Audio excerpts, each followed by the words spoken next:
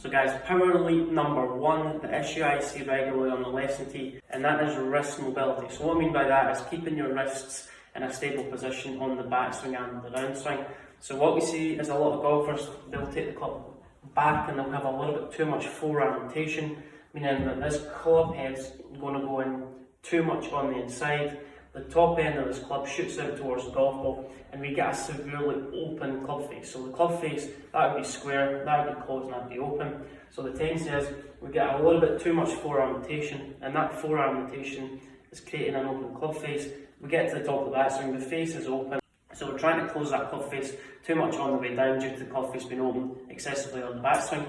Also what I see is a lot of golfers who set up to the ball and the tendency is they just pick the club up too much into the backswing. So hinge we create on the backswing, the tendency is this lead wrist gets in a cup position. So that would be flat, that would be cupped and that would be bowed.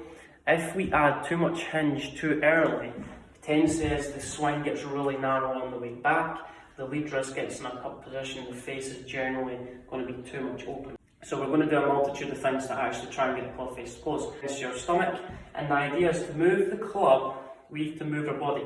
We don't want to create that disconnection where the hands get too much on the inside club face. So I want you to feel like a gradual turning your body. So my chest has to feel like it's pointing more towards camera, my hands in a better position, this club face is in a less open position, it's in a little bit squarer position, the grooves are pointing a little bit more down towards the ground, and the club face is matching my spine angle. Prevent the club face getting a little bit too open too early in the backswing, creating too much wrist hinge, and also that club gets a little bit cross-legged. So just try and get that left wrist in a little bit more flat position, which is obviously going to allow the club face to work in a better position against your stomach.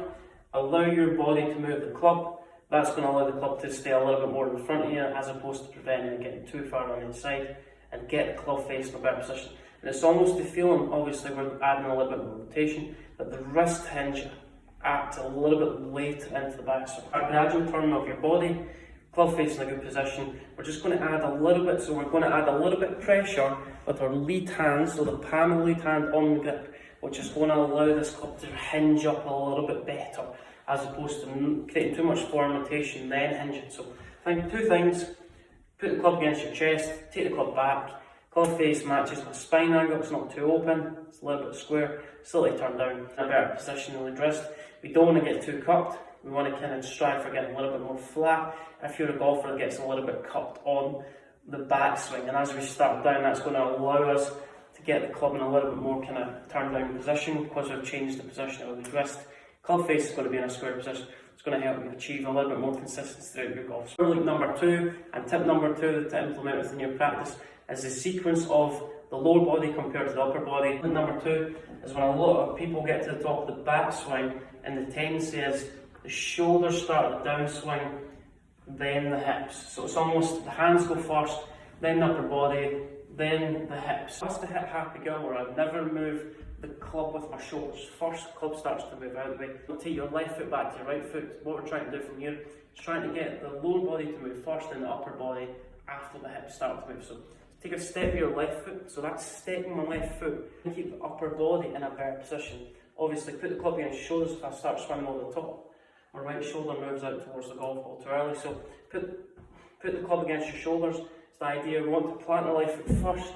And that planting of my left foot is going to allow my weight to move forward, and it's going to allow my golf swing to sequence in the right position. So together, take a step forward with your left foot, and that left foot plant is just going to allow the weight to move into my forward foot. It's going to allow the hips to start moving first, and it's almost the feeling that your upper body stays slightly further back after the hips start to rotate all the way through. So as I work on that drill, hips moving first, then the shoulders, then that's going to allow the club to work a little bit in a better position through impact.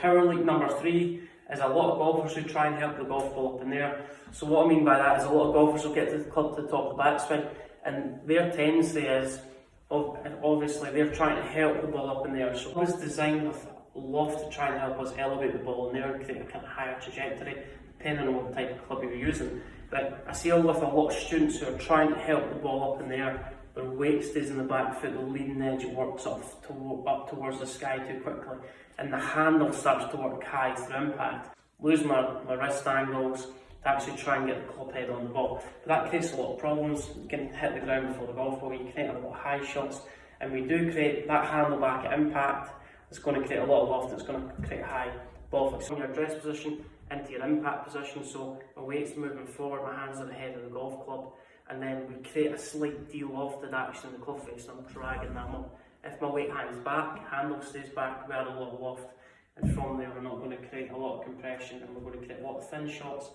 because our angle attack's a little bit too shallow. So at our impact position, so go from your address position into your impact position, hands a little bit ahead, weight's moving forward, and then you're going to drag that up. So create a little bit more of a divot after impact. Comment below with what you're working on with in your game at the moment and what you'd like to see on my channel in the future or later this week.